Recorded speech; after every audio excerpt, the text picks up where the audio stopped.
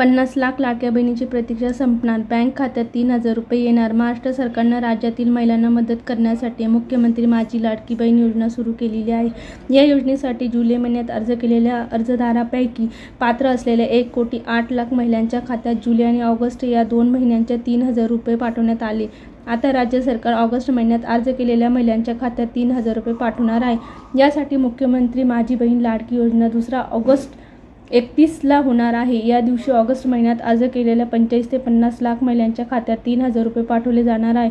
त्यावेळी 1,08,00,000 महिलांच्या खात्यात 3,000 रुपये पाठवले होते. राज्य सरकारनं मुख्यमंत्री माझी लाडकी बहीण योजनेद्वारे पात्र महिलांच्या खात्यात कुटुंबाचे आर्थिक उत्पन्न 2.5 लाखापेक्षा कमी आहे त्यांना योजनेद्वारे आर्थिक मदत केली जाते.